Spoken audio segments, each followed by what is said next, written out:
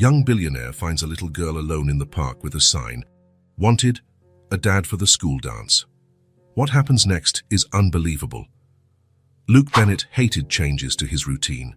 His life functioned like one of his architectural designs, structured, predictable, and meticulously planned. Wake up at 6:15 a.m., coffee at 6:30 a.m., office at 7:45 a.m. There was no room for the unexpected in his days, much less his weekends. That Saturday morning, the sky was clear and the air was crisp. Luke put on his running shoes and headed out for his morning run in Riverside Park. 30 minutes.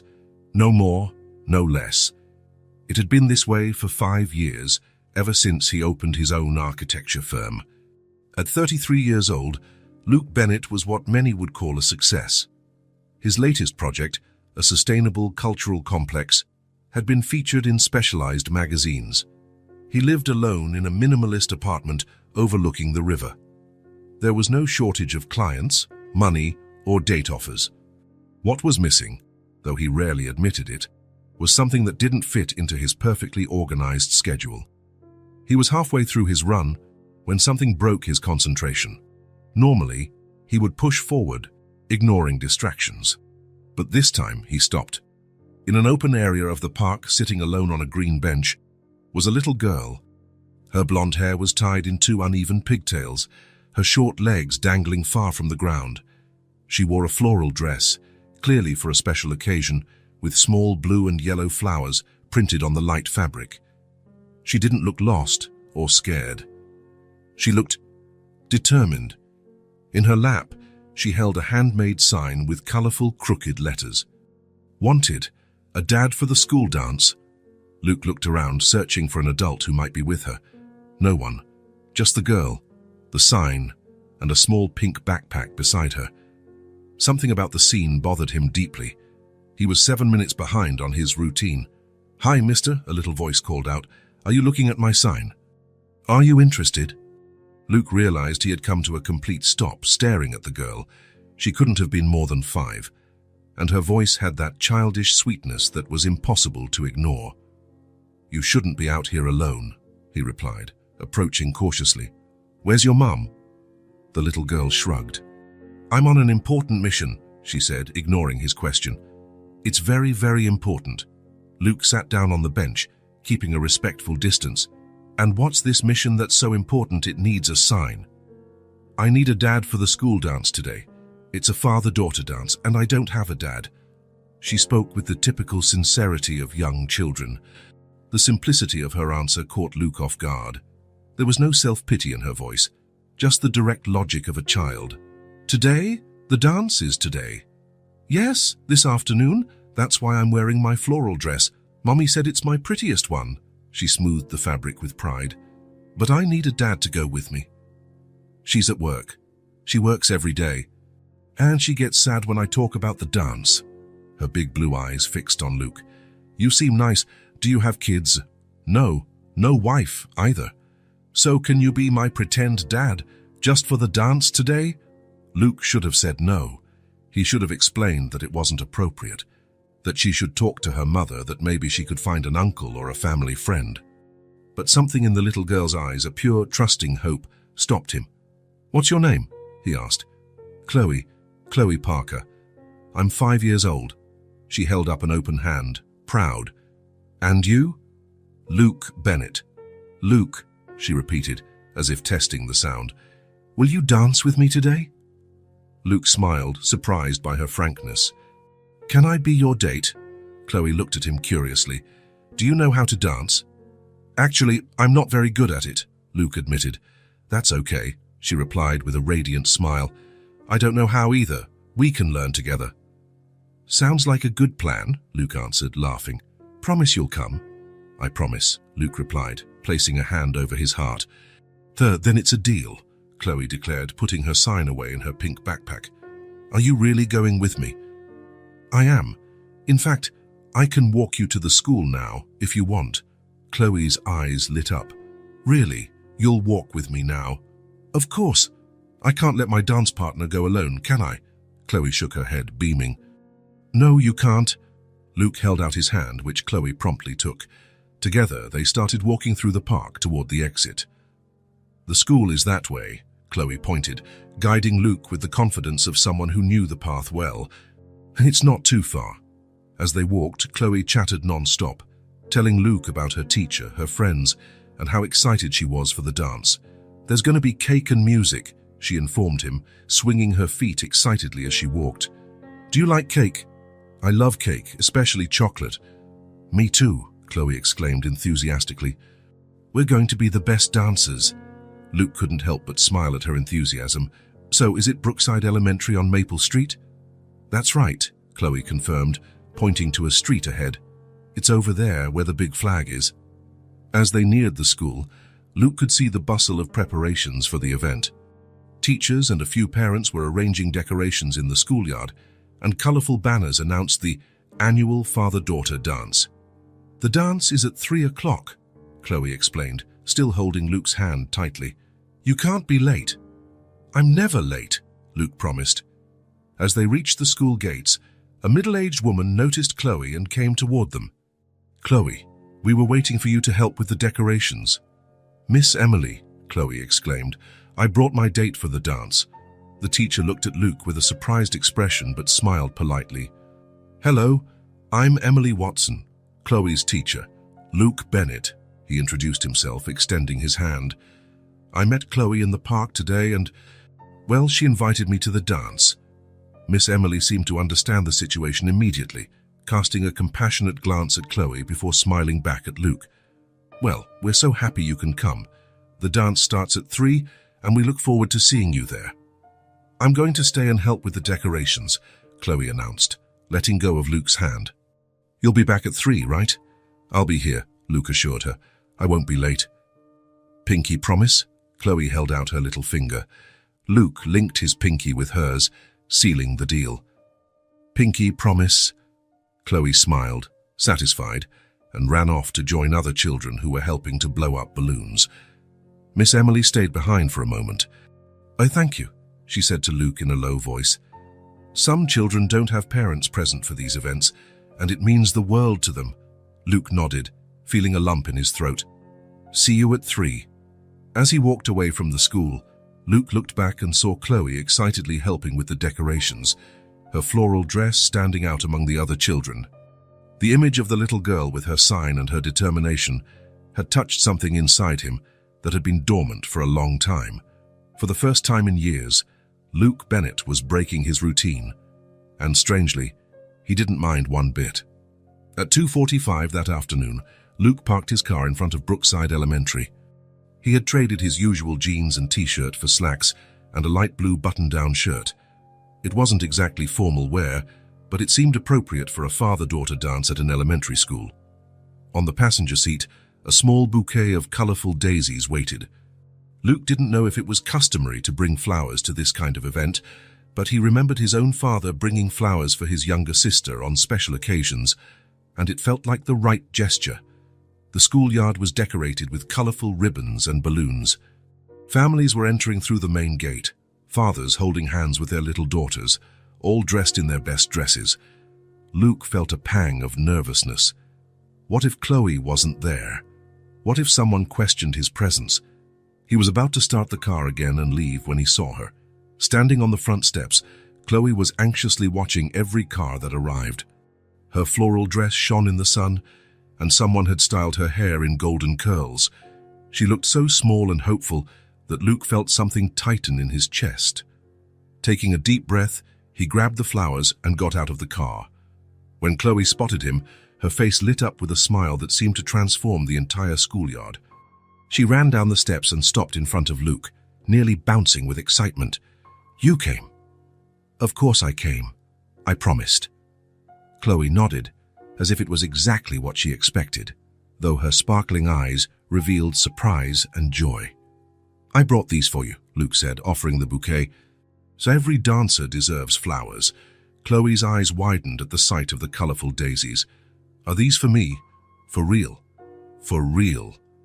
She took the bouquet reverently, as if it were made of crystal.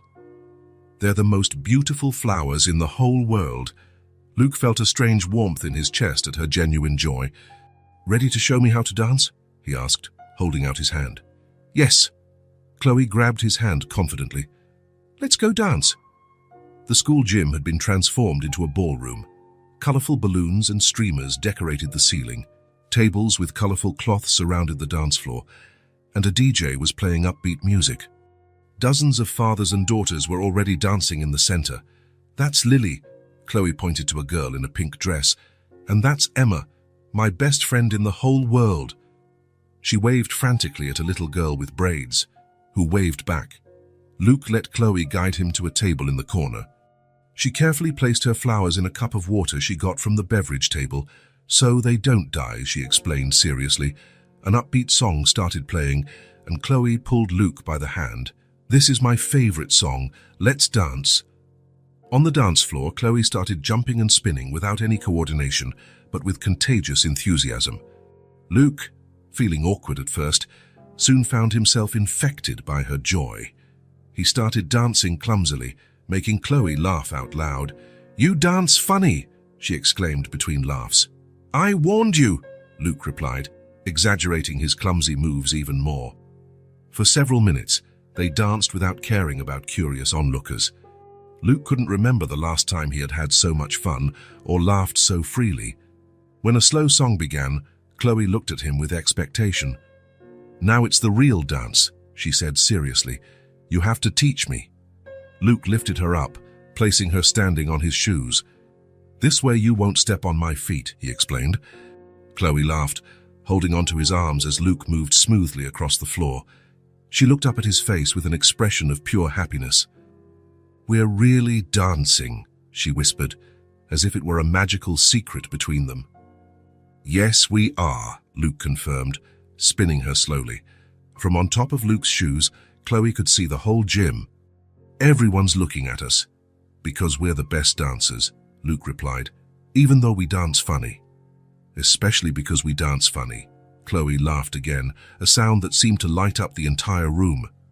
Luke realized he was smiling so much, his face hurt.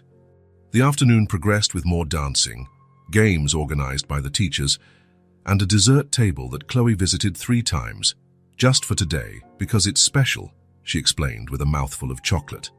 During a break, sitting at the table while Chloe drank some juice, she looked at Luke with curiosity. Why did you really come? The question caught Luke by surprise. Because you invited me. But you didn't even know me.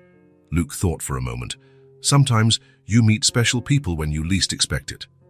Chloe nodded, as if that made perfect sense. Like when I found a frog in the garden. I wasn't looking for it, but there it was. Luke laughed. Exactly like that. You're nice, Chloe declared. Better than a frog. Thank you. That's the best compliment I've ever received. When the DJ announced the last dance of the afternoon, Chloe suddenly became serious. This is the most important one, she informed him. Miss Emily said it's the special dance. On the dance floor, Luke lifted Chloe into his arms, and she rested her head on his shoulder as they moved slowly to the music. It was a soft song about precious moments and memories held in the heart. Thank you for not leaving me alone, Chloe whispered against his shoulder. Luke felt a lump in his throat. It was my pleasure, Chloe. It really was. When the music ended and the lights came on, it was time to say goodbye. Luke looked at his watch and realized the dance had come to an end. I think it's time for us to say goodbye, Chloe, he said, crouching down to her level. Are you leaving already? She asked, her blue eyes showing a flash of disappointment. Yes, the party's over, and your mum should be here to pick you up soon. Chloe nodded affirmatively, still holding the bouquet of daisies carefully. It was the best dance in the world, she declared, with the conviction only a 5-year-old can have. For me too, Luke answered sincerely. Chloe looked at the flowers and then at Luke. I thank you for today, she said, hugging him with her small arms. It was really, really fun. The sudden hug took Luke by surprise, but he returned it gently. Thank you for inviting me, Chloe. You're a great dancer. Chloe pulled away, smiling radiantly, her blue eyes shining with happiness. Bye, Luke, she said, waving with her free hand. Bye, Chloe.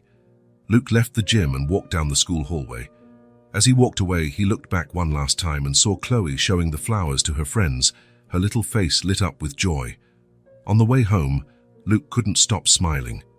His organized apartment, his award-winning projects, his perfectly timed routine. It all suddenly seemed less important than the memory of a little girl dancing on his shoes, laughing as if she had discovered the secret to happiness. That night, for the first time in years, Luke Bennett changed his routine. He didn't check emails, he didn't review projects, he didn't prepare his schedule for the following week. Instead, he stood on his apartment balcony, looking at the stars and thinking about blue eyes, clumsy dances, and the surprising weight of the words, "Thank you for not leaving me alone." Something had changed, and he knew there was no going back. 3 days after the dance, Luke found himself driving to Brookside Elementary for no clear reason. He parked across the street, watching the stream of children leaving at the end of the school day. He hadn't planned this, but something drew him back to that place. That's when he saw her, with her pink backpack and blonde hair bouncing as she came down the school steps. Without much thought, Luke got out of the car and crossed the street. "Chloe." She turned at the sound of her name, and her face lit up with surprise and joy. "Luke, you came back." The natural way she ran to him and took his hand made Luke smile. "I thought I'd pay you a visit. I hope you don't mind." "I don't mind at all," Chloe declared, skipping beside him. "Jad, you want to see my school inside? I can show you my classroom and where the library is and the place where we eat our snack." Her excitement was contagious. "I'd love a tour." Proudly, Chloe led him through the nearly empty school hallways, showing him every corner as if it were a hidden treasure. Her classroom with colorful drawings on the walls. The library, where she checked out books about animals. The cafeteria, where she sat with her friends. Luke listened attentively, fascinated not by the simplicity of the places, but by the sparkle in her eyes as she showed them to him. On their way out, they ran into Miss Emily, who smiled when she saw Luke. "Mr. Bennett, what a pleasant surprise." "Just Luke, please." "Luke came to visit me," Chloe announced proudly. "I showed him the whole school." "I see you've gained an admirer," Miss Emily commented quietly to Luke. "She's been talking about the dance all week." Luke felt a warmth in his chest. "It was fun for me, too." "Mummy is picking me up at 5, Chloe informed him, looking at the large clock on the wall. "Are you staying until then?" Luke hesitated. He didn't want to seem intrusive or create an awkward situation with the mother he had yet to meet. "Maybe not today, Chloe. I have a few things to take care of." The disappointment on her face was visible, but it only lasted a moment. "Okay, but will you come back another day?" "If you want me to." "I do," she affirmed with conviction. 2 days later, without warning, Luke returned to the school. Something compelled him to return, as if a part of him had been left behind in that place. Again, he waited for the students to be dismissed, and his heart leaped when he spotted Chloe in the crowd of children. When she saw him, her smile was immediate and bright. "You came back again." "I thought we could get some ice cream," Luke suggested. "If that's okay with you." "It's more than okay. I love ice cream." In the small ice cream shop near the school, Chloe excitedly recounted her day, how she had gotten all the math problems right, how she had helped Miss Emily hand out books, how she had stood up for a classmate when other boys were teasing him. "You really like your school, don't you?" Luke observed, as Chloe tackled a scoop of strawberry ice cream. "I do. I learn a ton of things and I have friends, and Miss Emily is super nice." "What's your favorite subject?" Chloe thought for a moment, her spoon paused in midair. "Science. We're learning about animals. Last week, Miss Emily brought a real hamster for us to see." Luke smiled at her enthusiasm. "I liked science when I was a kid, too." "Really? Did you want to be a scientist, too?" "For a while. Then I decided I wanted to build things." "Like what?" "Buildings, houses, bridges." Chloe's eyes widened. "You build real bridges?" "I design how they should be built. I'm an architect." "Architect," she repeated carefully. "That sounds important," Luke laughed. "Sometimes it is. Other times, it's just drawing a lot of lines and doing a lot of math." Chloe nodded as if she understood perfectly. The next day, to his own surprise, Luke found himself on his way to the school again. This time, he brought a small illustrated book about architecture for children that he had bought during his lunch break. Chloe was delighted with the gift. "Is this for me?" "For real?" "For real. I thought you might want to know more about what I do." Sitting on a park bench, Luke showed Chloe the colorful illustrations of different types of buildings, explaining in simple terms how they were constructed. "That one looks just like the building where I live," she exclaimed, pointing to an illustration of an apartment building. "Did you design my building?" Luke laughed. "No, but I've designed buildings like it. One day you can come see my building. It's not as pretty as these in the book, but it has a swing in the playground that goes super high." "Sounds great," Luke replied, noticing how Chloe naturally included him in her future plans. As they flipped through the book together, a cool breeze made Chloe shiver slightly. Without thinking, Luke took off his jacket and put it over her shoulders. "Better?" Chloe nodded, snuggling into the oversized jacket. "It's warm, and it smells like you." Luke didn't know how to respond to that, so he just smiled. "You know, my mum always asks who I hang out with after school," Chloe commented casually. "I tell her I'm with a friend." "What does she think about that?" "She thinks it's someone from my class," Chloe admitted. "I didn't tell her it's a grown-up friend." Luke felt a pang of concern. "Maybe we should talk to her. She might worry if she finds out you're with someone she doesn't know." Chloe bit her lip, thoughtful. "But what if she says I can't hang out with you anymore?" "She's your mum, Chloe. She wants what's best for you." "You're what's best for me," Chloe replied with the simple certainty of children. "You bring me books and take me for ice cream, and you really listen to me." Luke felt a lump in his throat. "Even so, it would be good if we could meet your mum, so she knows you're safe." Chloe seemed to consider this. "Okay, but not today, okay? She's working late today." "Who picks you up when she works late?" "Mrs. Green, our neighbor. She's nice, but she's really old and always falls asleep on the couch while I watch cartoons." Luke laughed at the frank description. At the end of the week, when Luke arrived at the school, Chloe seemed especially excited. "Guess what? Tomorrow is the school picnic. We're going to the big park and we can bring special snacks and toys. Sounds fun." "It's going to be super fun. Mommy made jam sandwiches for me to bring, my favorite." She paused, fidgeting with the strap of her backpack. You could come too. Miss Emily said families are welcome." Luke hesitated. "I don't know if that would be appropriate, Chloe. I'm not exactly family." "But you're my friend," she insisted. "My grown-up friend, it's almost the same." The simplicity of her logic made him smile. "I'll think about it, okay?" "Okay." She seemed satisfied with the answer. "But if you go, bring that cool hat of yours." "The sun is going to be hot. How do you know I have a cool hat?" "Because you're cool," she replied, as if it were obvious. "Cool people have cool hats." Luke laughed, always surprised by her peculiar reasoning.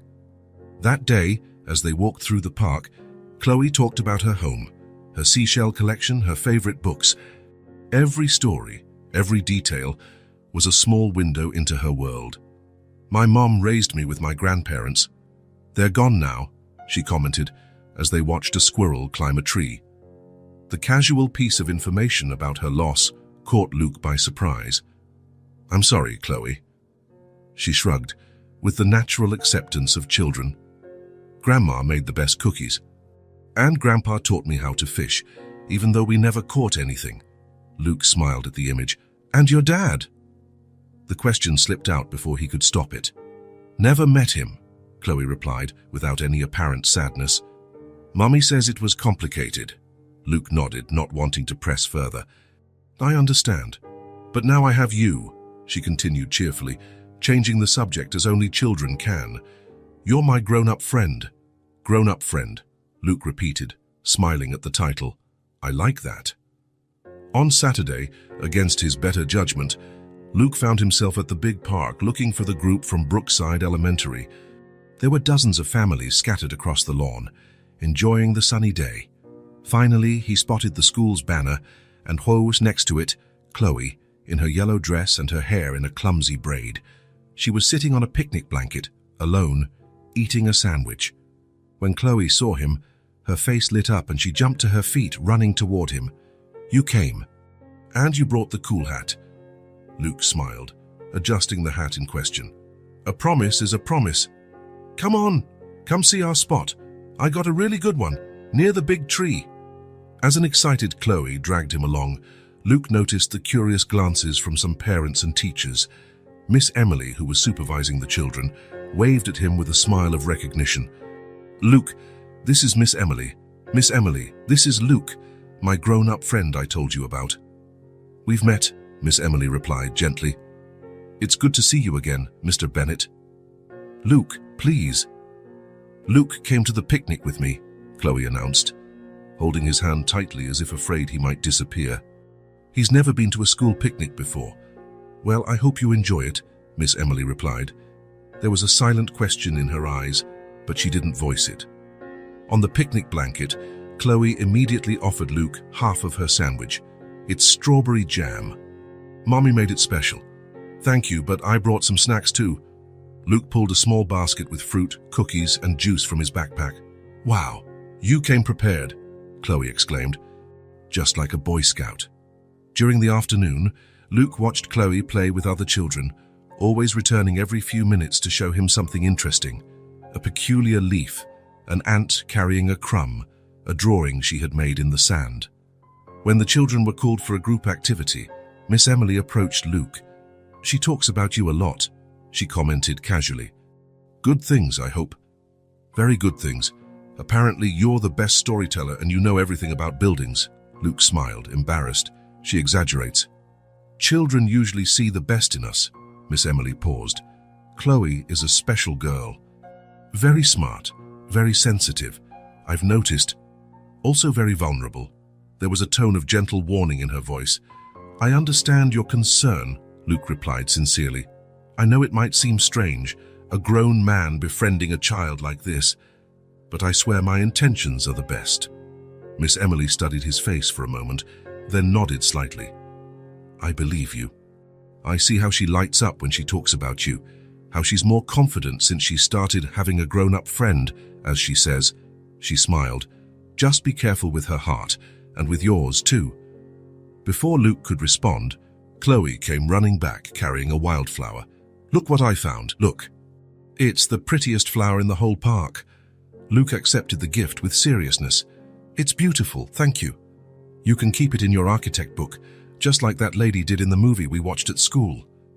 In my sketchbook, that's a great idea. Satisfied, Chloe ran back to join the other children. See what I mean? Miss Emily commented softly. So I'm completely open, completely trusting. Luke nodded, feeling the weight of a responsibility he hadn't even realized he'd taken on. In the following days, Luke continued to show up when school let out. Each meeting brought new discoveries, new stories, new games. They created little traditions almost without noticing. Chloe always showed him her favorite schoolwork of the day. Luke always brought something small to share, whether it was an exotic fruit, an interesting book, or a fun fact about architecture. In the park, they invented a game where they made up stories about the people who walked by. Chloe had a vivid imagination, turning ordinary passers-by into secret agents, explorers, or space travelers. That man with the hat, she would whisper, pointing discreetly, is actually a king in disguise. He's looking for his royal dog that ran away from the palace. Luke would play along. And that lady with the shopping bags is actually a scientist doing experiments with different types of bread. Chloe would laugh until she was out of breath, her contagious laughter making Luke smile every time he heard it. During one of these afternoons, while Chloe was drawing in the notebook Luke had brought for her, she asked casually, Luke, why do you like hanging out with me? The question caught him by surprise. Why wouldn't I? You're fun, smart, and you have the best stories. Chloe seemed to consider this. But you're a grown-up. Grown-ups usually prefer other grown-ups. Not always. Sometimes kids are much more interesting. Why? Because you see the world differently, more truthfully. Chloe nodded, as if that made perfect sense. Like when we saw that cloud that looked like a dragon. No other grown-up saw it, just us. Exactly like that. You're different from other grown-ups, Chloe declared with conviction. You can still see cool things. Luke felt something warm in his chest. It was a simple but deeply meaningful compliment. As the days went by, Luke realized he had reorganized his life around these meetings. He cancelled meetings, rescheduled appointments, also he could be there when Chloe got out of school, to see her face light up when she spotted him, to hear her excited voice recounting the day's adventures. His colleagues noticed the change, the way he constantly checked the clock in the afternoon, how he would leave in a hurry as soon as he could. "But you've got someone special," his partner commented once, with a knowing smile. Luke just smiled. "Yes, I do," but he didn't elaborate. How could he explain that the person who had transformed his life was a 5-year-old girl with curious blue eyes and a pink backpack? How could he explain that, somehow, in just a few weeks, Chloe had become a constant in his thoughts, plans and worries? There was no logical explanation, just a bond that grew naturally with each meeting, each shared story, each spontaneous laugh. A bond that Luke felt but couldn't name, strong, natural and quiet. It was on a sunny afternoon in the park, while they were watching the ducks in the pond, that Luke first noticed it. "Look, Luke, that little duckling is following its mommy, just like a line." Chloe pointed excitedly, tilting her head to the side as she watched the scene. The gesture was so familiar that Luke felt a strange sense of déjà vu. It was exactly what he himself did when he considered something interesting, the same precise tilt, the same furrowing of his brow. "They always follow their mother in a line," Luke explained. "It's how they learn to find food and protect themselves." "Like a duck class?" Chloe asked, her head still tilted. "Exactly. A duck class." As they continued their walk, Luke observed other small gestures that Chloe had, unconsciously, begun to adopt. The way she crossed her arms when she was thoughtful, how she raised a finger to emphasize an important point in her stories, how she slightly wrinkled her nose when something intrigued her, little things, insignificant, and yet profoundly significant. A few days later, when Luke met her after school, Chloe came running with a colorful piece of paper in her hands. "I made a drawing in art class." "Look, it's us, sir." Luke examined the artwork seriously. 2 stick figures, one tall and one small, both with yellow hair and big smiles, holding hands in front of what looked like the park where they spent so many afternoons. "It's wonderful, Chloe. You captured our smiles perfectly. I can make more for you. Lots and lots, for you to put up in your house." Luke smiled, moved by the offer. "I'd love that." In the following days, Chloe produced an impressive collection of drawings, Luke and her at the zoo, at the museum, eating ice cream, feeding ducks. Each new drawing was delivered with the same expectation shining in her blue eyes. "So you don't forget our outings," she would explain simply. Luke kept each one carefully, and soon his refrigerator was covered with Chloe's colorful creations, each drawing held up with magnets, like little windows into precious shared moments. "You have eyes just like mine," Chloe observed one afternoon, as they shared a chocolate ice cream. She was looking directly at him, with a surprising intensity for a 5-year-old. Luke smiled. "I guess we do. Blue like a summer sky.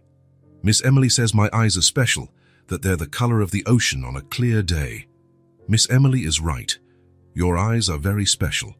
Chloe tilted her head, considering something. "Do you think that's why we're friends?" "Because our eyes look alike." The innocent question touched something deep within Luke. "I think we're friends because we get along well, because we like the same things." "Like chocolate ice cream and dinosaur stories," she agreed solemnly. "Exactly." Chloe turned her attention back to her rapidly melting ice cream, but Luke kept thinking about her observation. He wasn't the first person to notice the resemblance. The previous week, another student's mother had casually commented how Chloe had her father's eyes. Luke had smiled politely without correcting the mistake, feeling a strange mix of embarrassment and something else, something he couldn't name. In his office, Luke hung some of Chloe's drawings on the wall next to his desk. His colleagues noticed the change. "These are good," commented Megan, his assistant, observing a particularly colorful drawing of 2 stick figures stargazing. "Your niece?"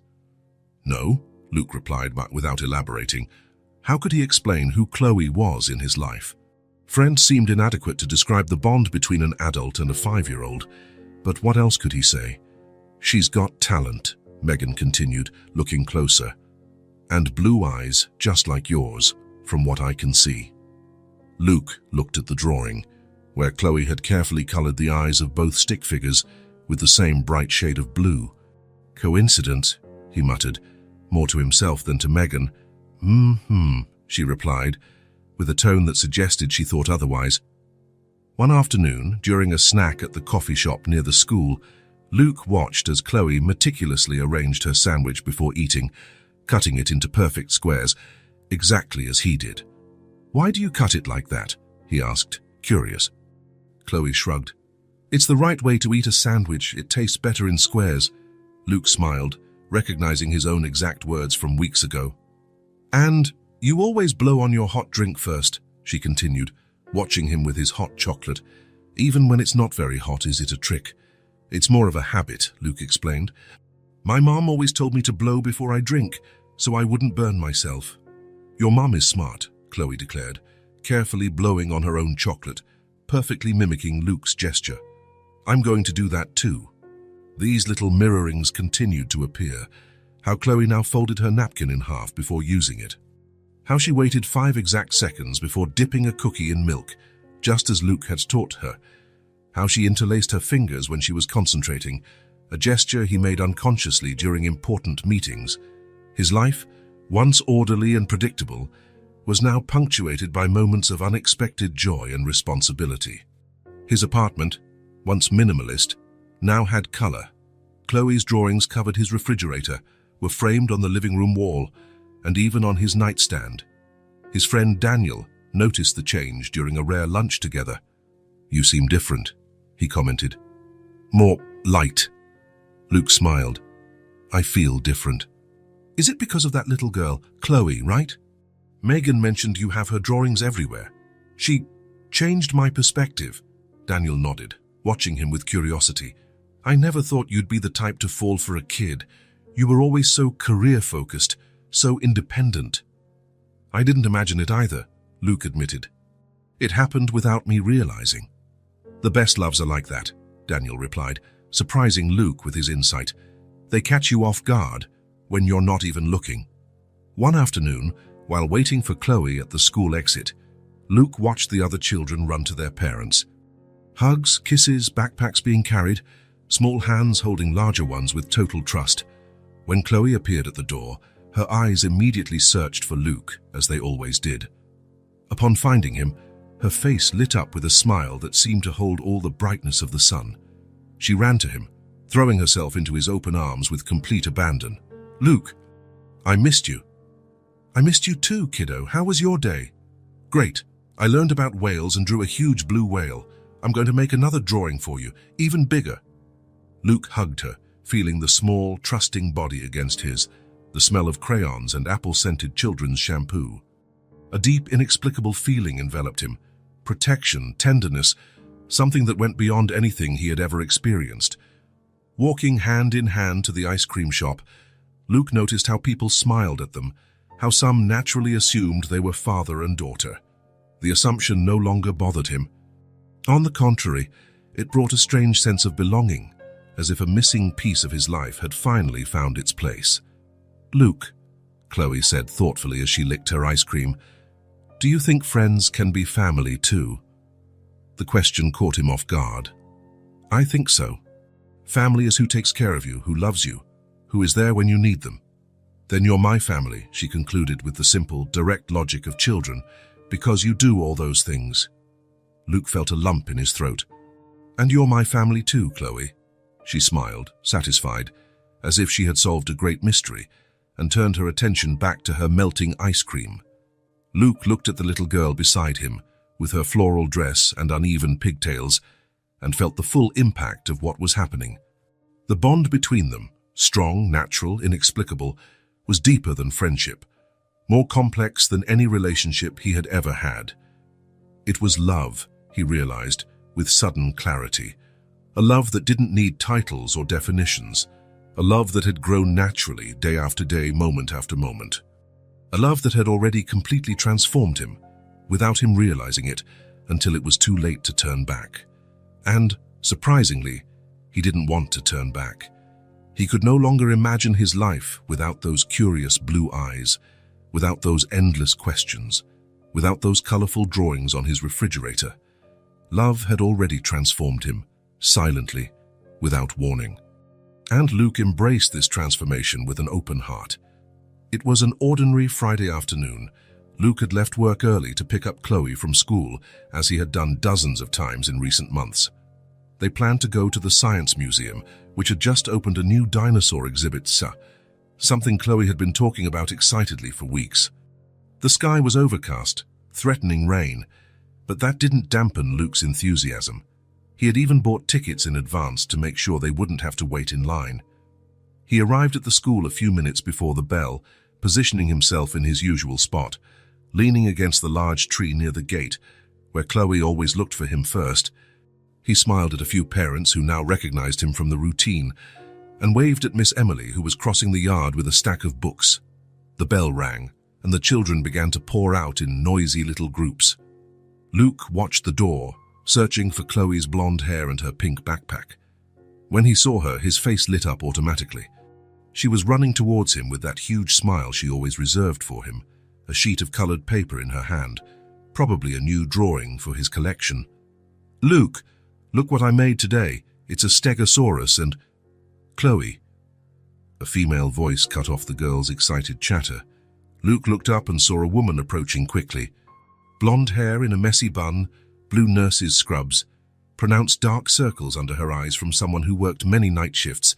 But it was the eyes that paralyzed him. Blue eyes he knew well, eyes he hadn't seen in over 6 years, but which haunted him in occasional dreams. "Sophie." The woman stopped abruptly upon hearing her name, finally looking directly at him. Her face lost all its color. "Luke." The world seemed to freeze for an instant. The noise of the children, the wind in the trees, even the threat of rain, it all disappeared. There were only those blue eyes that, he now realized, were identical to Chloe's. "Do you guys know each other?" Chloe's voice broke the moment, bringing them back to reality. Sophie blinked rapidly, as if waking from a trance. She reached out her hand to her daughter, ignoring the question. "Let's go, Chloe. We're running late." "But, Mommy, Luke and I are going to see the dinosaurs today. He bought special tickets and everything." Sophie shot a look at Luke that contained so many conflicting emotions, it would be impossible to decipher them. Fear, guilt, anger, surprise, all mixed in a second of eye contact before she looked away again. "Not today, sweetie. Grandma Ruth is waiting for us. Remember I told you she came to visit." "But, no buts. Chloe, let's go." The tone was final, allowing no argument. Luke remained motionless, still processing what was happening. Sophie, Chloe's mother, was Sophie. Sophie Parker. The same Sophie who had been his first serious love in college. The same Sophie who disappeared from his life without explanation 6 years ago. 6 years. Chloe was 5. The math was too simple to ignore. "Sophie, can we talk?" His voice came out hoarse, almost unrecognizable to his own ears. Sophie finally faced him, her eyes showing a flash of panic. "Now is not a good time. When would be?" I don't know." She held Chloe's hand more firmly and started to walk away. The girl looked back, confused and clearly disappointed. "Luke, what about the dinosaurs?" "Another day, Chloe," he managed to say, trying to keep his voice steady for the child, even as his world turned upside down. "Have fun with your grandma. Promise we'll go another day." Before he could answer, Sophie pulled Chloe away, quickening her pace almost to a run. Luke watched them walk away, still unable to move. A drop of rain fell on his face, followed by another and another. Soon it was pouring, but he remained motionless under the tree, soaked and in shock. Sophie. The mother he had never met. The woman who worked double shifts, who had raised Chloe with the help of her now-deceased grandparents. The woman who, apparently, had never mentioned his existence to her daughter. And Chloe. Chloe with her blue eyes, so much like his. With her way of tilting her head when she thought, with her stubborn determination, with her love for chocolate ice cream. Chloe, who could be... No, he couldn't jump to conclusions. There were alternative explanations. Coincidences existed. He needed to talk to Sophie, to understand what was happening. "Mr. Bennet, is everything all right?" Miss Emily approached, holding an umbrella. Her face showed genuine concern. "You're soaked. Do you want to come inside and wait for the rain to pass?" Luke shook his head, finally snapping out of his stupor. "I'm fine, thank you." "Are you sure? You look like you've seen a ghost." "In a way I have," he muttered, more to himself than to the teacher. "I'm sorry." "Nothing. I have to go. Thank you, Miss Emily." Luke walked mechanically to his car, sat behind the wheel, and stared at the rain lashing against the windshield. His mind worked frantically, trying to process the revelation of those brief minutes. Sophie Parker. After all these years, the same Sophie who had disappeared from his life when they were in their senior year of college, without explanation, without a proper goodbye. The same Sophie who never answered his calls, who changed her number, who their mutual friend said had transferred to another university. The same Sophie who was now Chloe's mother. Chloe who had entered his life holding a sign in the park. Chloe who called him my grown-up friend. Chloe who shared so many of his mannerisms, his tastes, his expressions. Chloe who could be his daughter. The past wasn't just knocking on his door, it was breaking it down, demanding to be recognized. Luke didn't sleep that night, nor the next. Thoughts swirled in his mind like a relentless carousel, bringing memories from 6 years ago, mixed with images of Chloe. Her smile, her blue eyes, her way of tilting her head when she thought about something complicated. By the third day, he couldn't take it anymore. He needed answers. Finding Sophie's address wasn't difficult. Luke had been to the building's entrance several times, waiting while Mrs. Green picked up Chloe. He had never gone inside, respecting the space and privacy that Sophie, unbeknownst to him, had created between them. Now, standing in front of the red brick building in a modest neighborhood, he felt his heart race.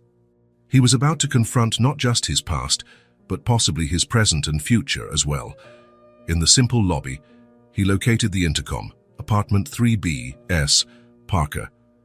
His finger hovered over the button for a long moment before pressing it. Silence. Then the familiar, cautious voice. "Yes? Sophie, it's me, Luke. We need to talk." More silence. So long that Luke began to believe she wouldn't answer. "Chloe's not home," came the eventual reply. "She's at my neighbor's house." "I didn't come to see Chloe. I came to talk to you." Another silence. Then the buzz of the door being unlocked. The old elevator took what felt like an eternity to reach the 3rd floor. When the doors opened, Sophie was there, waiting in the hallway. She wore simple jeans and a faded blue t-shirt. She looked paler than usual, her loose blonde hair framing a face that showed the weight of long-kept secrets. "Hello, Luke." "Sophie." They stared at each other for a moment, as if neither knew what to say next. 6 years of silence hung heavy between them. "Do you want to come in?" she finally offered, gesturing to the open door behind her. The apartment was small, but cozy. Photos of Chloe decorated the walls. Baby Chloe, toddler Chloe, Chloe in various stages of growth. A story in pictures that Luke was not a part of. "Sit down," Sophie said, pointing to the worn but clean sofa. "Want something to drink? I have coffee. Or tea." "No, thank you." Luke remained standing. He couldn't sit, not with the adrenaline coursing through his veins. Sophie didn't sit either. They both stood, separated by the small coffee table, like adversaries sizing each other up before a duel. "Why did you never tell me?" Luke finally asked, his voice more restrained than he expected. "Why did you disappear like that?" Sophie looked away, her fingers nervously twisting the hem of her shirt. "It's complicated. We have time," she sighed deeply, as if gathering strength. She finally sat down, almost collapsing onto the sofa, and Luke followed her lead, keeping his distance. "You had so many plans," Sophie began, her voice barely a whisper. "Your internship in New York, your master's in architecture, that international scholarship you wanted so badly. You talked about it all the time, building your future step by step. And I was just trying to decide between pediatrics and nursing." Luke frowned. "So what does that have to do with—" "My parents said it was better to end it," she interrupted, the words rushing out now. "Better before I got hurt, that you wouldn't stay." Luke felt as if he'd been punched in the gut. And you believed them? Sophie finally looked at him, her blue eyes, the same as Chloe's, shining with unshed tears. I was young, scared, and ashamed. Ashamed of what, of us? She shook her head, running her hands through her hair in a nervous gesture Luke remembered well.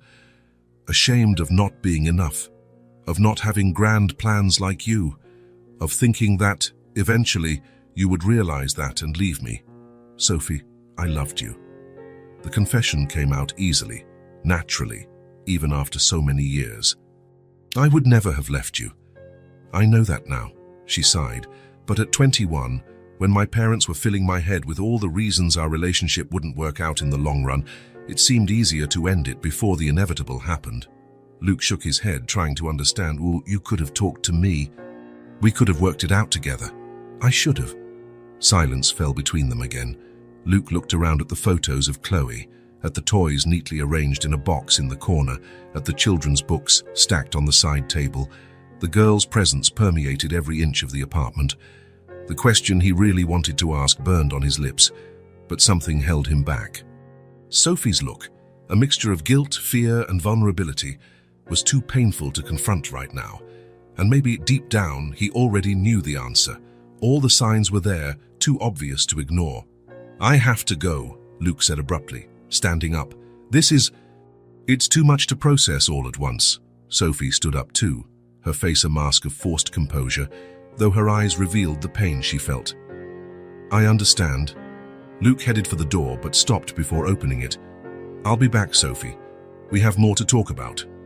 A flash of something, relief, hope, crossed her face. I know. Without another word, Luke left, closing the door softly behind him. 3 days later, Luke's phone rang. It was Sophie. Can we meet? Tonight. Where? At my place. Chloe is having a sleepover at a friend's house from school. I'll be there at 7. As evening fell, Luke found himself back in Sophie's apartment. This time, she invited him to sit on the small balcony, little more than a ledge with space for 2 chairs, but it offered a view of the park where it had all begun. Sophie had made coffee. The 2 steaming mugs between them felt like a peace offering, a symbol of civility for a conversation that would be anything but simple. For long minutes, they sat in silence, watching the sky gradually darken. It was Sophie who finally spoke, her voice almost a whisper. I found out I was pregnant 3 weeks after I broke up with you. Luke closed his eyes for a moment, absorbing the confirmation of what he had already suspected. Even so, hearing the words aloud was like a physical shock. Oh, why didn't you come find me? His voice came out hoarse, emotional. I had a right to know. I know that now, Sophie replied, looking at her own hands. At the time, it felt impossible. I had already decided it would be better for you to go your own way without me. A pregnancy would only complicate everything. My parents helped me raise Chloe. I never had the courage to look for you. 6 years, Sophie. Luke struggled to keep his voice under control. We lost 6 years. I know. Tears began to stream down her face. Not a day goes by that I don't regret it. Is she my daughter? The question hung between them, laden with so many emotions and possibilities that it seemed to have physical weight. Sophie looked up, meeting Luke's gaze. Slowly, she nodded, the tears now running freely down her face. You didn't know, but she chose you. The impact of the words hit him like a physical wave. Luke felt the world spin around him. Despite all the suspicions, all the signs, hearing the confirmation was something else entirely. Chloe was his daughter, the girl with the sign in the park, the child who had transformed his life in recent months, the little person whose drawings covered his refrigerator, whose stories filled his days, whose smile lit up his world, was his daughter. Luke felt tears burn his eyes. He couldn't speak. There were no words to express the whirlwind of emotions flooding him. Shock, joy, anger at the lost time, fear of the future, overwhelming love. Sophie remained silent, giving him space to process. The only sound was the distant hum of the city and Luke's heavy breathing as he tried to regain control. Finally, when he could speak, his voice was thick with emotion. All this time, all these months together, and I didn't know. "I realized who you were when I saw you with her at the school," Sophie confessed. "It was as if the world stopped. I never imagined you would meet like that. How did it happen, of all the people in the park that day? Fate." "Coincidence," Sophie shrugged, a sad smile on her lips. "Or maybe something deeper, something neither you nor I could explain." Luke thought of all the moments shared with Chloe. The stories in the park, the ice cream at the coffee shop, the drawings on the refrigerator. How she ran to him after school, how she held his hand with complete trust, how she shared her secrets and dreams, how she tilted her head just like him when she was thoughtful, how she had his eyes, his smile, his way of seeing the world. And suddenly, it all made sense. The immediate bond, the inexplicable connection, the love that had emerged naturally, effortlessly. It wasn't coincidence, it was his own flesh and blood. The days following the revelation passed in a whirlwind of emotions for Luke. Shock, joy, anger at the lost time, fear of the future. It all swirled in his heart as he tried to process the truth. Chloe was his daughter. At first, Sophie suggested they keep their distance for a while, so they could both absorb the situation. Luke firmly refused. "I've already lost 5 years," he said. "I'm not losing another day." They agreed, then, to maintain their routine of meetings with Chloe, while they decided how and when to tell her the truth. For the little girl, nothing changed. Luke remained her grown-up friend, who picked her up from school, took her for ice cream, and listened to her endless stories about dinosaurs and stars. But for Luke, everything was different. Every smile from Chloe, every gesture, every word had a new meaning. She wasn't just a child he was fond of, she was his daughter, his blood, a part of him that existed in the world without his knowledge. In the moments they were together, Luke found himself studying every detail of her face, identifying traits that came from him, mannerisms that had been passed down without contact. The way she furrowed her brow when she was concentrating, the way she tilted her head when something intrigued her. Even her laugh, that laugh that had always warmed him inside, had echoes of his own. How had he not noticed before? How had he not seen the obvious right in front of his eyes? On a sunny afternoon, Luke took Chloe to the zoo. Watching her run from one enclosure to another, her blue eyes wide with fascination, was like seeing a piece of his own childhood relived. "Luke, look." "The lion is looking at me," she shouted, pointing to the large feline resting lazily in the sun. "He must find you interesting," Luke replied, crouching down beside her. "Do you think he thinks I'm his cub?" Chloe asked, her imagination always running wild. The word cub hit Luke unexpectedly. Daughter, his daughter. "Maybe," he managed to reply, emotion tightening his throat. Chloe didn't seem to notice his hesitation, already running to the next enclosure, where monkeys were performing acrobatics on suspended ropes. Later, while sharing cotton candy on a bench near the central fountain, Chloe looked at him with that peculiar seriousness she sometimes assumed. "And you're always going to be my friend, right, Luke?" "Always," he promised, his heart aching at the irony of the question. He would be so much more than a friend, if only she knew. "Even when I get big, especially when you get big." Satisfied with the answer, Chloe turned her attention back to the cotton candy, oblivious to the emotional turmoil she had caused with her innocent question. When he dropped Chloe off at home after their outing, Luke found Sophie waiting at the door. There was a moment of silent tension between them. They were still learning to navigate this new dynamic, where they were no longer strangers, not exactly friends, but bound by a bond deeper and more permanent than any other. "Did she have fun?" Sophie asked, as Chloe ran inside to get her drawings from the day. "A lot. I think her favorite was the penguin habitat," Sophie smiled. "She's always liked penguins, ever since she was little." "Me too," Luke commented. "When I was a kid, I had a collection of penguin figurines that—" He stopped when he noticed Sophie's look, a mixture of surprise and sadness. "What?" he asked. "Nothing. It's just these little things, these similarities. They were there all along." Before Luke could reply, Chloe returned, proudly carrying a folder full of drawings. "Look, Mummy, I drew all the animals we saw. Luke said this is the best elephant he's ever seen." Sophie knelt to admire the works of art, praising each one with the enthusiasm only a mother can have for her child's work. Over Chloe's head, she exchanged a look with Luke, a look full of meaning, of recognition of the moment they were sharing as parents. Parents.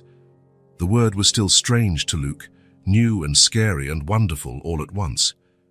The following night, after Chloe was in bed, Sophie invited Luke for a cup of tea. Sitting in the small kitchen, with the lights low so as not to wake the girl sleeping in the next room, they finally had the conversation they both knew was inevitable. "She needs to know," Luke said simply, after a long silence. Sophie nodded, turning the cup between her hands. "I know. It's not fair to her. Not to me. Not to you, really.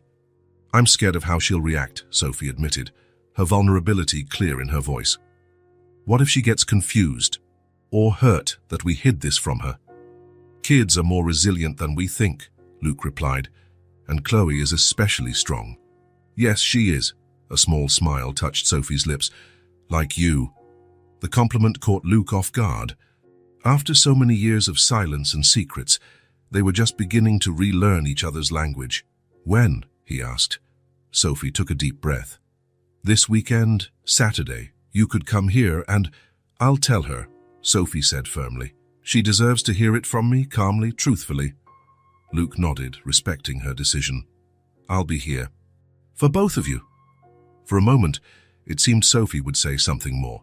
Her gaze softened, and Luke glimpsed an echo of the young woman he had fallen in love with years ago, but the moment passed, and she just smiled slightly. "Thank you." It was a small thank you, simple, but loaded with meaning. "Thank you for not hating me, for not judging, for being here now." They were, finally, on the same side. Saturday arrived faster than either of them was prepared for. Luke woke up early, too nervous to sleep. He spent hours trying to work, staring at architectural plans without really seeing them, his mind fixed on what was to come. How would Chloe react? Would she be happy, confused, angry? Would she reject the idea? The possibilities were endless, and each one frightened him in a different way. At 3 in the afternoon, as agreed, Luke knocked on the door of Sophie's apartment. She opened it immediately, as if she had been waiting right behind it. She looked as nervous as he felt. "She's in the living room, drawing," Sophie informed him in a low voice. "I haven't said anything yet. I thought it would be better to wait for you." Luke nodded, his heart beating so hard he was sure Sophie could hear it. "Let's do this right," he said, more to himself than to her. The living room was lit by the golden afternoon light streaming through the open windows. Chloe was sitting on the floor, surrounded by colored pencils, working intensely on a drawing. Upon seeing Luke, her face lit up with that smile that always made his heart ache. "Luke, you came. Look what I'm drawing. It's a treehouse. Do you think we could build a real one someday?" "Maybe," he replied, his voice hoarser than he intended. "It looks amazing." Sophie sat on the sofa, gesturing for Luke to do the same. Then she called out softly, "Chloe, sweetie, can you come here a minute? We need to talk about something important."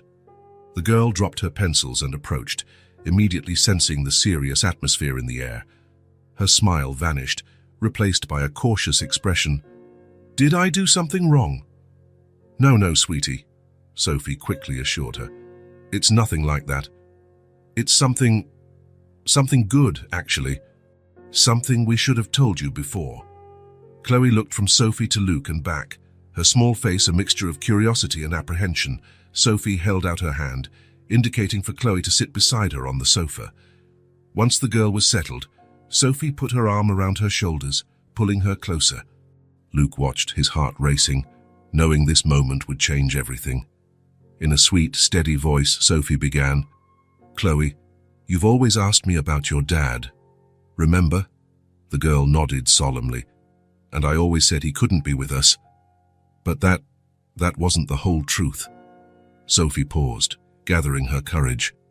Luke wanted to help, to say something, but he knew this moment belonged to Sophie. It was her right to tell her daughter the truth she had kept for so long. "The truth is, you have a dad, and you already know him." Chloe frowned, confused. Then, slowly, her eyes widened in understanding. Her head turned to Luke, who felt the weight of that blue gaze so much like his own as never before. "Luke," she whispered, her voice small and full of hope. Sophie nodded, tears welling in her eyes. "Yes, sweetie, Luke is your dad." Time seemed to freeze. Luke couldn't breathe, couldn't move, as he watched a series of emotions cross Chloe's face. Surprise, confusion, assimilation, and finally, something that looked like joy. Slowly, Chloe got up from the sofa and walked over to Luke. She stopped directly in front of him, her blue eyes examining his face as if seeing him for the first time. "You're my dad?" she asked, her voice barely above a whisper. Luke swallowed the lump in his throat.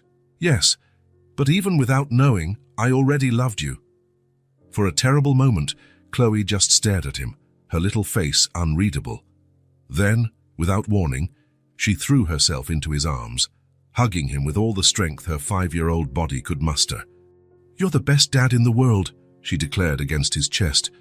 Luke hugged her back, tears now streaming freely down his face. He looked over Chloe's head at Sophie and saw that she was crying too, a trembling smile on her lips. "I knew it," Chloe said, pulling back slightly to look at Luke. "I knew you were special. That's why we have the same eyes, right? And the same way of tilting our heads when we're thinking." Luke laughed through his tears, amazed at her perception. "Yes, that's why." "And are you going to live with us now?" Chloe asked, looking hopefully from Luke to Sophie. The adults exchanged a quick glance, caught off guard by the direct question.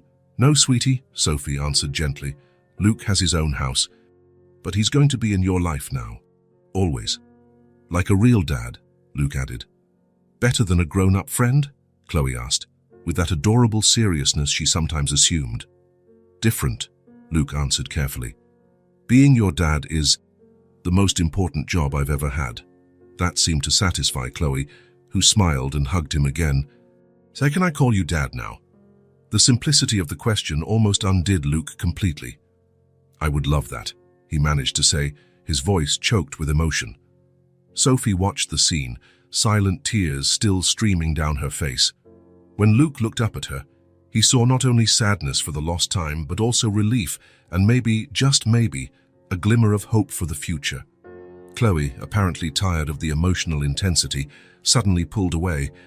"I'm going to make a new drawing," she announced, "of our family." As she ran back to her colored pencils, Luke and Sophie shared a look loaded with meaning. It wouldn't be easy. There were years of absence to make up for, more detailed explanations that would need to be given as Chloe grew, a new family dynamic to navigate. But for now, in this perfect moment, it was enough. Chloe knew the truth. Luke was a father, not just in blood, but recognized, accepted, loved. And for the first time in years, the future seemed full of bright possibilities. The first few weeks after the revelation were a period of adjustment for everyone. A new routine began to form, as natural as it was unexpected, reorganizing the lives of Luke, Sophie, and Chloe around a now shared truth. For Chloe, the transition was surprisingly smooth. Children have an extraordinary capacity for adaptation, and for her, discovering that her grown-up friend was actually her father seemed to just confirm something she might have already suspected deep down. The only visible change was the word she now used to call him, Dad. Luke never got tired of hearing it. Every time Chloe uttered that simple syllable, he felt a warmth in his chest that no professional achievement had ever provided. "Dad, look what I drew at school. Dad, did you know that whales sleep with half their brain awake? Dad, are you picking me up tomorrow too?" The word never sounded rehearsed or forced from her lips. Chloe adopted it naturally, as if she had just been waiting for permission to use it. At school, Chloe announced the news with the simple pride of children. "My dad came to pick me up today," Luke heard her say to a friend as he waited at the gate. "He was always here, we just didn't know it." Miss Emily smiled at Luke from the classroom door, a gentle smile that conveyed understanding. "That explains a lot," she commented as she passed him. "The eyes, the mannerisms. I always thought there was something familiar. Weekends now belong to the three of them. Saturdays in the park, Sundays for movies or carefully planned outings to create memories that would somehow compensate for the lost years." "We're not trying to go back to the past," Sophie explained to a curious friend who asked if she and Luke had gotten back together. "We're just building something new," thought Chloe. But there were moments when the past inevitably echoed in the present, like when Luke made pancakes in Sophie's kitchen on a Sunday morning, just as he used to when they were students sharing a small apartment near campus, or when Sophie unconsciously straightened his shirt collar before they went out, a gesture so familiar that neither of them commented on it.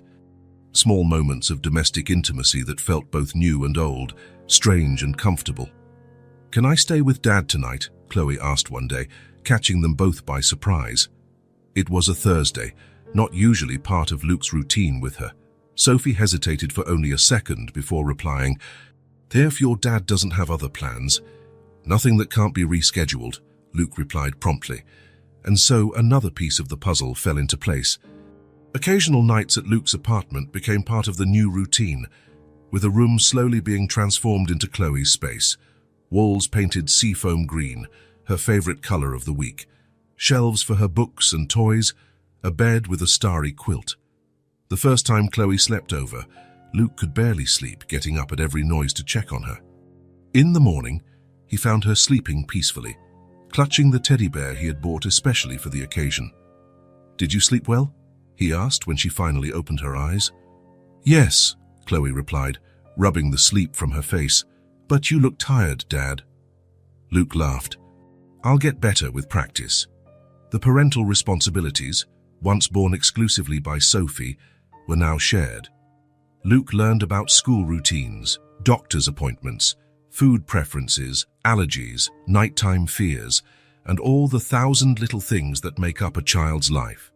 "She doesn't like carrots," Sophie explained as they prepared dinner together, moving around the small kitchen in a synchronized dance that required no words. "But if you mix them well into the sauce, she doesn't even notice." "Noted," Luke replied, already memorizing the information along with so many others. Chloe slept better with a dim light on. She loved stories about the ocean. She was afraid of thunder but fascinated by lightning. She hated socks with seams at the toes. The coordination between them developed with surprising ease. Text messages about school schedules, quick calls about who would pick Chloe up on which day, consultations about decisions that once belonged only to Sophie. "I think she has a fever," Luke said one night, his hand on the forehead of a Chloe who had fallen asleep on the couch during a movie. "Not too high, but..." "There's a thermometer in the bathroom drawer," Sophie replied, already going to get it, "and fever reducer in the kitchen cabinet, second shelf." They worked together, taking her temperature, administering the medicine, placing cool compresses on Chloe's forehead. When the fever finally broke around midnight, they both sighed in relief. "You're good at this," Sophie commented as they put away the medicine. "Patient, calm." "I had a good teacher," Luke replied, and the smile they exchanged contained more than just relief over Chloe's improvement. There were also the discreet, almost imperceptible moments when Sophie's gaze met Luke's over Chloe's head during dinner, or when their fingers brushed briefly as they passed the salt. Little sparks of something unsaid, unexplored, but definitely present. Neither of them mentioned these moments. There was a tacit agreement that the focus was on Chloe, that their relationship was now one of co-parents, of partners in this new family setup. But sometimes, when Chloe was asleep and they shared a cup of tea on the balcony, talking about the day or making plans for the weekend, the silence between sentences carried unasked questions, unexplored possibilities. "She has your eyes," Sophie said one night, looking at a recent photo of Chloe on Luke's phone. "I was always afraid someone would notice. And my stubbornness, apparently," Luke added with a smile. "Oh, she definitely inherited that from you," Sophie laughed. "I still remember how you could argue for hours about the best way to design a treehouse. Because I was right. See? Just like you." They laughed together, and for a moment it was as if the 6 years of separation had never existed. But they both knew it wasn't that simple. Time had passed. They had changed. Life had taken different paths. And yet, "Are you guys boyfriend and girlfriend?" Chloe asked one day, direct as always, as the three of them had ice cream after an afternoon at the zoo. Luke choked on his chocolate cone. Sophie blushed, her eyes fixed on her own ice cream. "No, sweetie," Sophie finally replied. Your dad and I are friends. We're your parents. But you can be boyfriend and girlfriend too, can't you? Chloe insisted, with the simple logic of children. Like Emma's parents. It's complicated, Chloe. Luke tried to explain. Sometimes adults can be parents together without being boyfriend and girlfriend. Chloe considered this for a moment, her brow furrowed in concentration. Being a grown-up is boring, she finally declared, turning her attention back to her melting ice cream. Too many complicated things. Luke and Sophie exchanged a look over her head, a look that said a lot without needing words. As the weeks passed, the new routine solidified. Luke completely reorganized his professional life to accommodate his role as a father. Meetings were moved, projects were resized, priorities were readjusted. I never thought I'd see you leaving the office at 5 o'clock sharp, his partner commented, surprised by Luke's new punctuality at the end of the workday. I have more important commitments now, Luke replied simply. Sophie also made adjustments. After years of shouldering the responsibility of raising Chloe alone, allowing herself to share that burden was a gradual process. You don't have to call to check if everything's okay, she told Luke, the third time he called. During the first weekend Chloe spent entirely with him. I trust you. Those 3 words meant more than they seemed. Trusting Luke with Chloe was the final acknowledgement that he was, in fact, a father, not just in name or blood, but in daily practice. On a quiet evening, while watching Chloe play on the playground in the park near Sophie's apartment, Luke reflected on how his life had changed in just a few months. If someone had told me at the beginning of the year that by July I'd be a father, I would have thought it was impossible, he commented. Sophie smiled, her eyes following Chloe as she swung higher and higher, shouting for them to watch.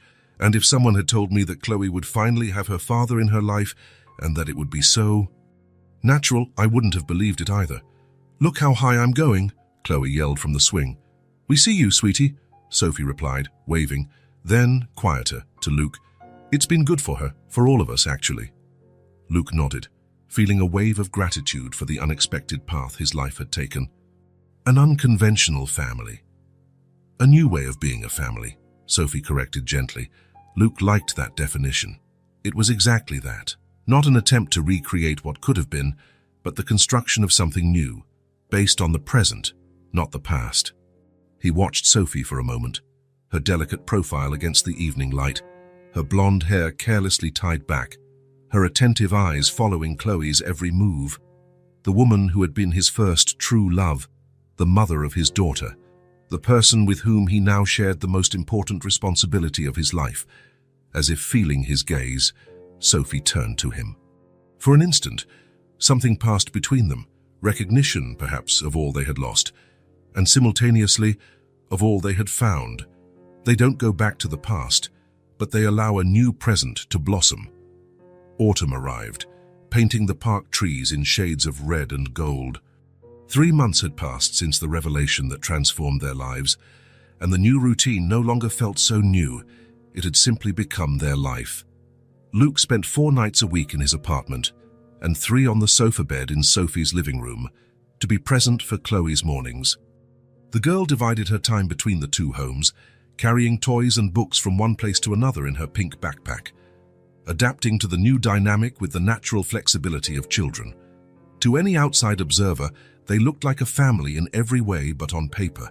They shared meals, responsibilities, decisions. They attended school meetings together. They planned holidays and birthdays. They worked as a team to give Chloe the stability and love every child deserves. And yet, there was an invisible line that neither Luke nor Sophie had dared to cross. A tacit boundary between what they were, co-parents, partners in raising Chloe, and what they could be. Until that October night. Chloe had fallen asleep after her bedtime story, exhausted after a day at an amusement park, a gift from Luke for her good performance at school. Sophie found Luke on the small balcony, looking at the city lights with a cup of tea in his hands. "Is she asleep?" he asked as Sophie slid the glass door open and came out to join him, like a rock. "I think you wore her out with all those rides," Luke smiled. That was the plan. Sophie sat in the chair next to him, pulling a sweater over her shoulders to shield herself from the cool night air. For a few moments, they sat in silence, enjoying the quiet after a busy day. "She's so happy," Sophie commented finally. "I've never seen her like this before. It's been good for her, having both of us." "For me too," Sophie admitted, her voice soft. "Sharing all of this, the joys, the worries, it's like a weight has been lifted from my shoulders." Luke nodded, understanding. "I don't know how you did it alone for so long. I didn't have a choice." "You always have a choice, Sophie." She looked at him, the dim light from the balcony illuminating her profile. "Some choices are harder than others." Silence fell between them again, but this time it was heavy with unsaid words, unasked questions, unexplored possibilities. Luke swirled the cup in his hands, gathering courage. There was something he needed to say, something that had been growing inside him since they rediscovered each other, something that went beyond his role as Chloe's father. "Sophie." Luke turned to face her directly, his eyes fixed on her with an intensity that made Sophie hold her breath. "Sophie, I never forgot you. I loved you and I still do. We could try again. For us, for Chloe." The words hung between them, fragile and powerful at the same time. Sophie blinked quickly, her eyes welling with unshed tears. "Luke, we don't have to go back to how we were before," he continued, the words now flowing in a steady stream, as if he were afraid of losing courage if he stopped. "We're different people now. But what we've been building these last few months, it's not just for Chloe, is it? There's something between us. There always has been." Sophie looked out at the city below, the lights shining like earthly stars. When she spoke, her voice was almost a whisper. "I'm so scared, Luke. Scared of messing up what we've built, of disappointing Chloe if it doesn't work out, of losing you again." "You won't lose me," Luke promised, reaching out to touch her face, gently turning it to face him. "No matter what happens between us, I'll always be her father. I'll always be here." Sophie closed her eyes for a moment, leaning her face into his hand. "I never stopped loving you," she confessed finally. "Even in the moments I tried to hate you for not being there, even knowing it was my fault for never telling you, a part of me has always been yours." Luke felt his heart race. "And now?" Sophie opened her eyes, a soft smile forming on her lips, even as a single tear ran down her cheek. "We're already a family, Luke. Now we just need to believe it." She reached out her hand, intertwining her fingers with his. The simple gesture, their hands joined under the stars, seemed to seal a promise greater than any words could express. It was not a return to the past, but a step forward into a future they had only dared to imagine. Luke brought her hand to his lips, kissing it softly. "We'll make it work this time." "This time we have an even bigger reason to," Sophie replied, her eyes briefly glancing toward the window of the room where Chloe slept peacefully. For a long moment, they just stood there, hands intertwined, gazes connected, the silence between them no longer heavy with uncertainty, but with possibilities. "I'm thinking," Luke said finally, his voice low so as not to break the spell of the moment, "about how much we lost. 6 years, Sophie, 6 years we could have been together, watching Chloe grow, building our life." "I know," Sophie replied, the pain evident in her voice. "Not a day goes by that I don't regret the choice I made." "I'm not saying this to make you feel guilty," Luke clarified quickly. "It's just, I don't want to waste any more time.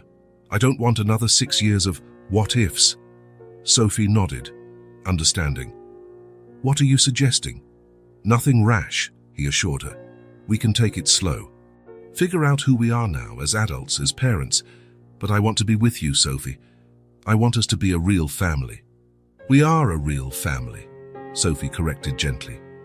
"We don't need papers or rings for that." "I know," Luke smiled. "But I want more than just sharing responsibilities and the occasional sofa bed. I want to share my life with you. I want to be there when you wake up and when you go to sleep. I want arguments about who left the toothpaste open and who forgot to pay the power bill. I want the whole package, Sophie." A soft laugh escaped her lips, mixed with the tears that were now falling freely. "I never thought anyone could make unpaid bills and toothpaste sound romantic." It's a gift, Luke joked, then became serious again. What do you think? Sophie took a moment to answer, her eyes searching his with an intensity that made Luke's heart almost stop. I think it took me too long to believe we could be happy, that we deserved to be happy, together. That night, sitting on the small balcony under the starry sky, they made a choice, not driven by the impulsiveness of youth or romantic fantasies, but with the clarity that comes from experience, from loss, from regrets, and above all, from the love that had survived it all. A wholehearted choice. When they finally stood up to go inside, the night had grown late, but something new had begun. They stopped at the door of Chloe's room, watching her sleep. The little girl who, unknowingly, had reunited her parents, sewing back together the fabric of a family that had never had a chance to exist before. Sophie rested her head on Luke's shoulder, her hand still in his. "And do you think she'll be happy?" she whispered. Luke smiled, remembering Chloe's innocent question from weeks ago. "Are you guys boyfriend and girlfriend?" "I think she's been waiting for this longer than we have," Sophie laughed softly, and the sound warmed Luke's heart like nothing else could. That night, for the first time, the three of them were together. Not just physically under the same roof, but united by conscious choices, by forgiveness granted, by a love that had found its way through the years of separation, whole, at peace, a family. If this story touched your heart, subscribe to the channel and turn on notifications so you don't miss the next ones. Leave a like because it helps this story get recommended to more people. See you in the next story.